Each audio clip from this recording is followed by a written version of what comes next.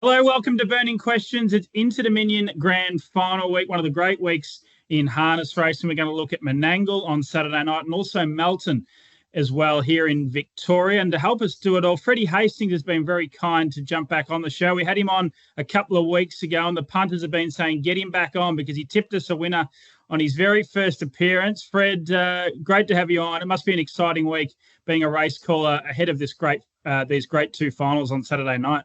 Well, firstly, the punters you refer to is probably mum and dad. So thanks, mum and dad, for the feedback. Yeah, look, it is.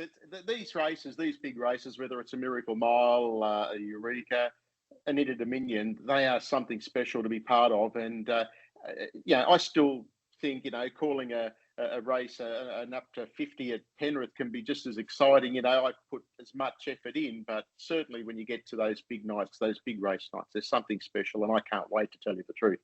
Yeah, number 6 coming up too, Freddie. Number 6 grand final. Yeah.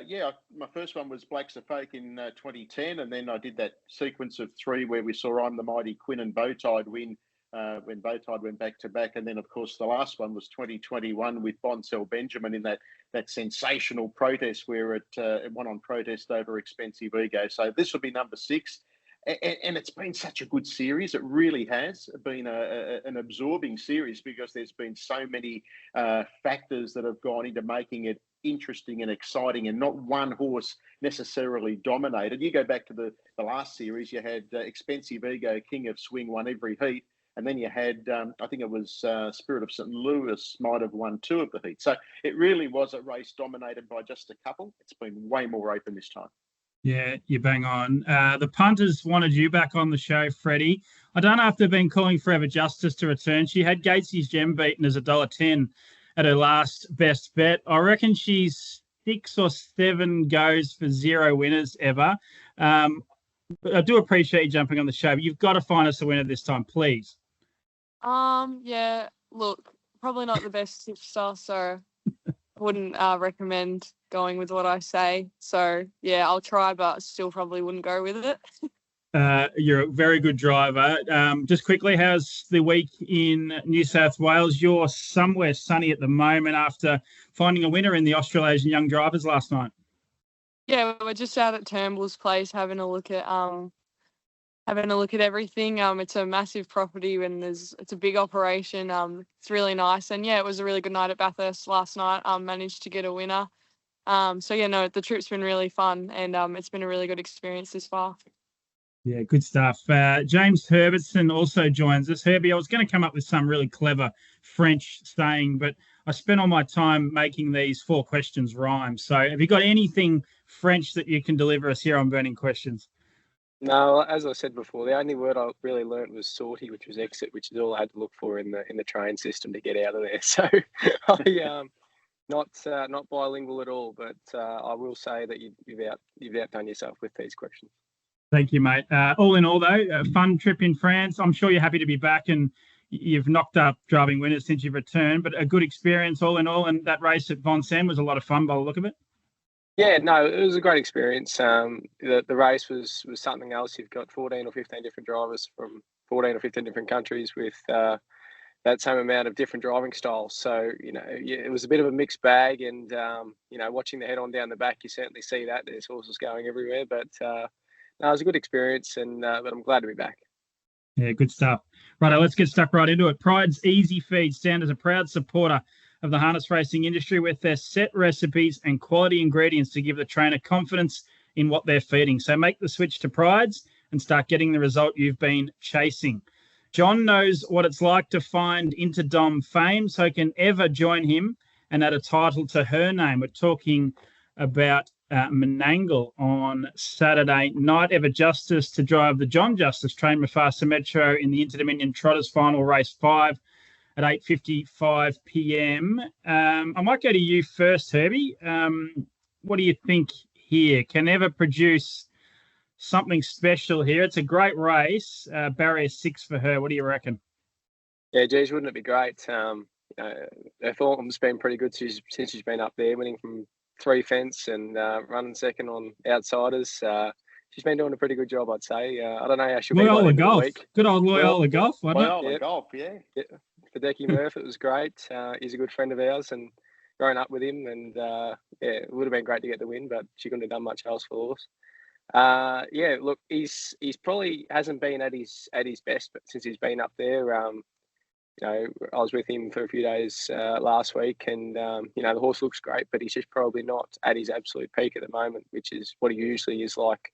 Down here, he'd been beating Queen Elida quite well, especially in that last win. He won very well. So, if he was able to bring his form from down here when he's at his absolute peak, I'd say he's right in it. But hopefully he's back to where he is for on Saturday night. Just quickly, Herbie, if you had to tip one, are you with the Locomotive or are you with one of the Victorians? No, I'd be with the Locomotive. He's just been blessed with barrier draws all the way through, and Mufasa definitely hasn't. He's been drawing outside his main dangers in each heat and again in the final. So he's had nothing really in his favour. And the barrier draws are so important in the trot races, especially. So he's got enough gate speed to be really handy, but it's a thing of how much have they got inside him. So look, I'd probably be with Brad's horse. He's been exceptional, especially like that last Saturday night win. Running along the way he did with Chucky on his back, and Chucky still couldn't pick him up. So I'd love to see it, but the cards haven't fallen her way on paper. I was Freddie. I was early in the series. I said to a few people, happy to put my hand up. I didn't think the Locomotive should have been favourite, or I just didn't think he was a really live winning chance. I was happy with what I said after the first heat, but after heats 2 and 3, I think I'm wrong at the moment. I think he's the horse to beat. Are you with the Locomotive, or have you got one at a bit of odds for us? No, I've been the Locomotive fan all along. As I spoke to you a couple of weeks ago, he's just a real robust, gets into his work type of trotter. As James said, the barriers have been pretty good for the horse, but I just can't see them beating him. Queen Elida and obviously Kiyang, Chucky, Mufasa Metro just wasn't suited. And I alluded to this. Newcastle can be a strange track when they've not experienced it. I'm not sure exactly what it is, whether it's the camber, whether there's something about Newcastle. Some horses can go there and they just don't hit their top. And I think that was proven with Mufasa Metro, because since then the horse has run some credible races. At his best, he is definitely a live place chance, but I honestly can't see anything beating the Locomotive. I just think he's an outstanding square gator. Yeah, well, his record's outstanding ever. My first question to you, Johnny Justice, 2000 Shaker Maker. You wouldn't have been born then, would you? But I'm sure that the video replay's been trotted out a few times. Yeah, no, I wasn't born for that one, but I've definitely watched the replay and heard about it a lot. It would have been good to be there for it, but wasn't. So to be part of an Inter-Dominion with Dad this year's really exciting, and I'm really looking forward to Saturday. Yeah, I'll go to the Gallops a little bit at Moonee Valley, and I've got a lot of friends in the Gallops. I've had a number of people tell me that day there, that night there when Shaker Maker won, it was almost one of the great moments in Gallops and harness race, and they reckon the crowd was just unbelievable there. It's a great race, obviously the pacing championship, but you're in the trotting final. What do you think here, Eva? The barrier draw, you've got a few key chances drawn underneath you. You're going to need some luck, I think, but you're in with a fighting chance? Yeah, that's right. I mean, the barrier last year and the year before, actually, we drew one, so it was probably our turn to draw a bit average, but it still hurts just all the same. But, yeah, with all the dangers inside us, it makes it really hard for him. But I still wouldn't say, he's not he still has a chance. The Locomotive is obviously a really good horse, but and he's probably going to lead here, which his record speaks for itself. When he's in front, he's basically untouchable. But it'll be interesting to see how he backs up, just being a 4-year-old and all that. But you can see so far it hasn't seemed to worry him, so I can't really see it worrying him too much. But then again, Mufasa is seasoned to these kind of races, so you never know. He might step up to the plate, and hopefully John's on the job this week with me away, and hopefully he has him ready to go. But there wasn't, I'm super proud of the horse as well for making it through another series. It's a credit to him and it's a credit to Dad to have him up at his peak for so long, but he probably hasn't been at his best his last couple. So it'd be good to see him peak on Saturday, but we'll just have to wait and see what happens. Ever. John Justice's salute, one of the great salutes. Can you promise something similar if Mufasa Metro clears out with 100 to go?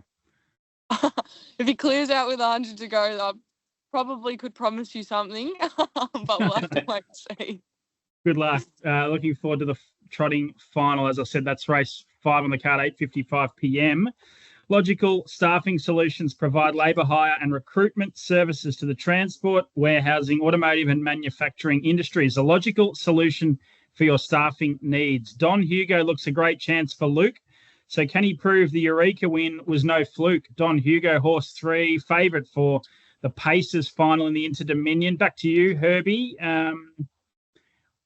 Another great race. It really is. We've got Jillaby Nitro, Dangerous, drawn underneath Don Hugo. Plenty of chances here. Max Delight, what a story that'd be for David Aiken, Nathan Jack, Minstrel for Team Western Australia. Plenty of great storylines. Which one do you think will be headlines on Sunday morning? Look, Don Hugo, the way that he won that last heat, on Saturday night was exceptional. I know he got handed the front, but he's still 3 wide through that solid early part of the race. But the way he pulled away from him and just seemed to be jogging over the line was quite scary actually. The way he beat the rest of the field. So he's drawn well again on Saturday night, and everything's sort of looking in his favour. His gate speed is quite good. I don't think he's absolutely electric, but he began quite good enough at Newcastle to hold most of these, I'd say. So, look, I'd say it's probably his to lose, but it's quite a deep field, and there's a lot of horses there with a lot of ability. So, it's going to be a great race. Yeah, Eva, we'll go to you. The Locomotive, just recapping, $1.65 favourite. Don Hugo, $2.15. We've got Dangerous, $5.50. Minstrel, $6. Captain's Knock, $6.50, and $12 the rest. Curly James, Jillaby Nitro. Are you with the favourite here, Eva, do you think, or have you got one at odds, one of the roughies perhaps? I probably think the favourite's going to get every chance, but a horse like My Moonlight Dream has every chance of firing off the gate, which it's proven in the heats. It can cross most of these horses quite comfortably, so I can see it doing that and taking a trail on Don Hugo, and I think it could be a each way bet in a race like this. But I sort of think Luke will be in front, and on this horse he usually likes to he doesn't go for home too soon on it, so a horse like Minstrel is going to be able to get into the race, you'd think, without having to do a whole lot of work. And I think all the main Dangerous will probably be somewhere like the 1-1, Minstrel in the chair, Don Hugo in front. I think they're all probably really good top 4 hopes, and that's how I see the race panning out.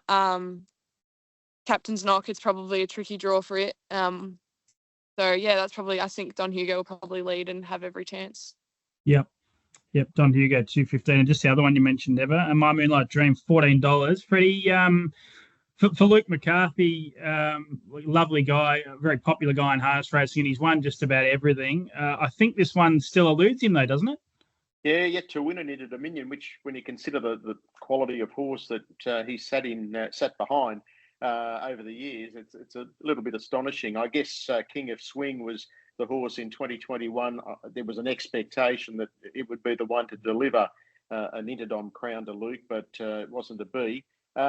Look, I think I think James summed it up. The horse sat 3 deep in that first 600, and they went a sub 48 lead time, which is pretty good. And I spoke to Luke on radio on the Sunday, and he said that he felt at Newcastle he probably hadn't really got the horse to his top. He knew he had a pretty arduous campaign, 3 runs coming up in the space of a week, so he probably lightened off on him a little bit, and he took the blame for the fact that the horse ran 5th in his first round heat. Since then, the horse has been really well tuned and has done a great job. I think one of the features of this race is the emergence of the 4-year-olds. I think has been something quite interesting. Don Liu, Captain's Knock, Dangerous.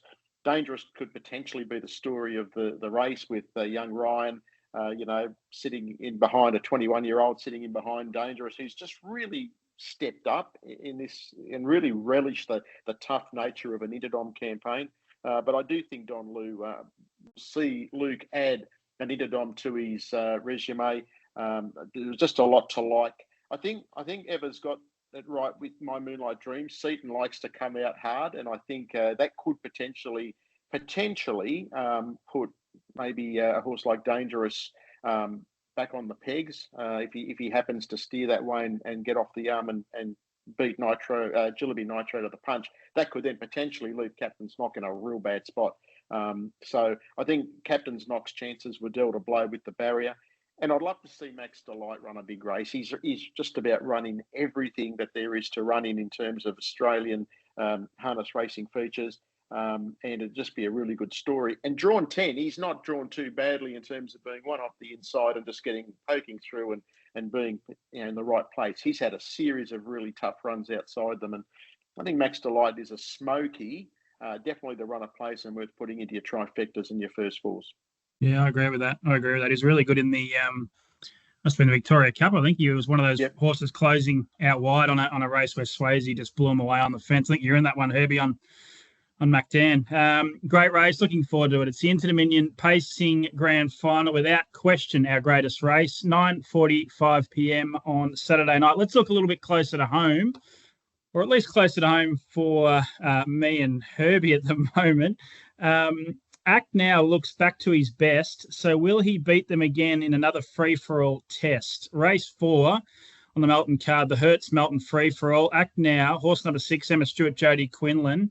I think a lot of people were taking him on last time out. Fred, I'll go back to you here. The map just looked terrible for him last time out. He had so much speed underneath him, and everyone thinks, he has to go forward and lead, but Jodie Quinlan just took him back, and he came with a booming sprint to win. He was outstanding, and he's going to be a short price favourite on Saturday night. It was a big win. I actually watched that race from the box at Menangle, and it really came with a flurry down the outside to grab victory and beat some nice horses too. And it's taken a little bit of time for this horse to come back to its best, but I think now that win, confidence is everything, and I think we'll see Act Now, rise to the test as you so eloquently put it in your poetic questioning. Thank you, Fred. It's nice that you appreciate some of the hard work. Eva, I know you're a big fan of my poetry work. We may be able to get the website that I use on as a sponsor. We never know. You're not involved in this race. Any thoughts on the free-for-all? Yeah, Act Now's run was super last start. It was a great race. Anyone could sort of win at the top of the straight, and he reigned supreme. But yeah, it's a really good race. I'm not really sure what Jodie would do here, to be honest, from 6 again. His best asset seems to be his sprint. So you'd think he potentially could go back again and come with one run. There's horses inside him with a bit of speed, like Tango Tara and Bulletproof Boy out wide could possibly go forward as well. But I think, Act Now just hit its straps last start and probably is going to go back to back, you'd think. Yeah, I think so. Herbie, you're driving Operative Lion Horse 3 for Rebecca East. Showed really good gate speed. First up for Nathan Jack and did fade pretty badly in that race. How are you planning to drive your horse? And is Act Now the one that you're most worried about? Yeah, I'll probably just be sitting Little Bloke up. He's had a bit of a break, and as you saw, that first up run wasn't what they would have liked, I don't think, from the horse. But we'll hopefully sit him up and get him some confidence. Look, I think Jodie sort of has to go forward, because if she doesn't go forward, Scotty will. And if Scotty finds the front, I don't think Act Now would be able to come from the back. There'd be no mid-race pressure really for Scotty, and be able to run a really slick last 6 or 800. So I think she has to go forward tactically and take control of the race. Otherwise, Scotty will. And I think Bullet's run last week was superb. She only got him about 20 off the line, and he was sitting park going 52. So he's so versatile, the old horse. And I think tactically she has to go forward and take control of the race. Yeah, I agree with you. I do think she will go forward. I mean, it didn't look that right race to go forward last time, and I think Act Now will bully his way to the front, and I think he'll get the front. Anyone's going to be probably happy to hand up to him. Did Scotty Ewan forget you're back from France, Herbie? Didn't put you on? No, he mustn't have wanted the draw. He's been putting me on to try and get a bit better draw with the old horse. He always seemed to draw absolutely woeful. So once again, he's drawn 7 with Scotty on. So you might see me back on again next week. Yeah, good stuff. Yeah, I'm really keen on Ack now. I think he's a really, really good hope. He's short, but he should be. Fourth and final question is Saturday night when Ruby Roo breaks through race 5, horse 7. You haven't got barrier 7 in the free for all pace, Herbie, but you have in this 4 and 5-year-old trot for Jess Tubbs. She's Ruby Roo. Actually, I'll come back to you, Herbie. Just a quick one. Eva, have you got any thoughts on this really interesting open class? Well, not quite open class, but 4 and 5-year-old trot over the 22:40 on Saturday night. Yeah, I think Ruby's definitely the one to beat in this race. She's obviously the class runner. Perfidious Sue, she's obviously really nice horse in front. She might give Ruby Roo something to chase, but I definitely think Ruby Roo will be the one to beat in this race. Yeah, I'm with you. Fred, Ruby Roo, or are we going wide in the first leg of the main quaddie? No, I've seen a little bit of She's Ruby Roo at Menangle earlier in the year, and I think she's the class runner here that will be very hard to beat. Obviously, Perfidious Sue goes into the frame there somewhere, but I do like She's Ruby Roo. She was very good. She's a sort of trotter. I think once she gets her rhythm, and she's come back okay after a little bit of a freshen up. This campaign, she's just slowly working up to her best. So I think you'll see a really good performance by She's Ruby Roo. I know James is hoping so, but so I think she's a nice trotting mare. Yeah, Herbie, I don't think you drove her first up, but I thought she was very, very plain. I couldn't have her second up, and she ran a bottler, and then she ran a cracker third up. So she's really right in the zone now. There is a lot of speed underneath you, though. So have you got any early thoughts? I mean, you can just about rattle off every horse underneath you that likes to press forward at some point in their race. Yeah, no, you're right there. There's plenty of speed, plenty of tactical speed there. I think she's dropping back in class quite a ways. Perfidious Sue has been quite good its last few, but Ruby sort of got the runs on the board to say she's a top class mare. As you say, her first run was plain, second one was good, third one was even better. So I think she's sort of getting there now, and I don't think she's anywhere from near her peak just yet. She's quite a good mare, but she's definitely getting there. I just hope you didn't use your rhyming website for that one, Timothy. That's all. Yeah, that was pretty ordinary. Pretty plain on that one. Yeah. Yeah, well, it was the last question, and I did get sort of sick of it by then. But she's a lovely little mare now, and she's beaten the best in her age group on multiple occasions, and now she's stepping into the open age group racing. I think she'll definitely take that next step, and it's a good race for her on Saturday night. Yeah, and you mentioned the class. She's 104 Raider. Who's the next best? I think it's 75 for Festus Phoenix. So she's got panels on them in terms of that as well. So good luck there. Race 5, number 7, Just Tubbs, James Herbertson. She's Ruby Roo. Righto, Sharps Bakery best bets time. Herbie, just a quick one. We're obviously talking about France. They're known for their pastries and patisseries and bakeries. You can't tell me that anything you had in France would have been anywhere near the vanilla slice that you've had at Birchip at Sharps Bakery. Surely. Oh, look, no, it's an Aussie classic, and they are the best at it. There's no doubt about that. The croissants are pretty good over there. I've had to put myself on a bit of a diet. Put on a little bit since I've been over there, but it's fallen off quickly enough, luckily. The Sharps Bakery vanilla slice is number one for sure. It is. Best bet, have you got something for us? Pressure on yourself or pressure on someone else? No, I'll put it on myself. I'm just hoping that Eva doesn't tip it because it won't win. I'll go with Ruby. She's back in class and into a good race. So, I'm just hoping that she doesn't agree with me there. Yeah, race 5, number 7, She's Ruby Roo. Eva, come on, you've got to deliver. You have to. This is your time. Go on, game of Faster Metro. Make a real hero of yourself. You guys are all bagging me, but Tim, wasn't long ago you were leaving my fast rate top 5s in his last win at Melton. So we'll leave that one there. Ouch. But hey, I tell you what, it only took her until the parade ring in the next race to let me know too. yeah. So Good This call. week, well, if Luke McCarthy gets beaten the Inter-Dominion, I'll put my hand up and take the blame. But I'm just going to go with Don Hugo in the Inter-Dominion. I think with the way the draws have fallen in his favour, the horses come back in the zone. It's a Eureka winner. Yeah, I'm probably going to go with him. Okay, so you'll be there giving him a high five when he crosses a line, just because your best bet's home.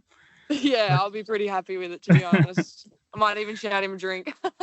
Good stuff. Yeah, good call with the Mufasa Metro. I've forgotten about that one. Freddie, I can't remember the horse's name. Remind me, it was race 1 or race 2 in the first round of heats. You got us a winner last time you were on. Loverecious. And you didn't tell us Pete said so at 50s, but you told a few others. Well, I wasn't on. In fairness, I did actually say on that one that Pete said so was a roughie for the series. Correct. You did. So what have you got for us this time? Even though Ever's got a really good drive in the first race with South Coast Arden, who loves Menangle, I'm going to go Tack McLeod. Of course, taken out of the series, the Interdom series, but I think Menangle is really going to suit the horse.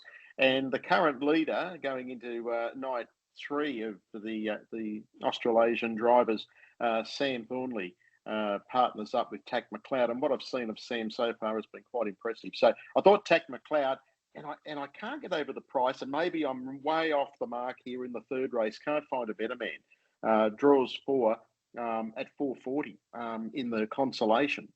Yeah, there's some nice horses in it, and there's some are drawn better than they have been. But I expect can't find a better man who sort of just dipped out of the main final at 440. I'll be taking some of that.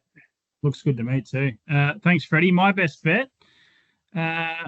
I cannot believe this horse opened up 550. I'm not quick enough to get that. But race 3, number 9 on Saturday night, Olivici for me. I'll make him the best bet. Love Me Too, lovely emerging horse. But Olivici's been there and done that he nearly beat Just Believe a couple of starts ago in that big race on Victoria Cup night.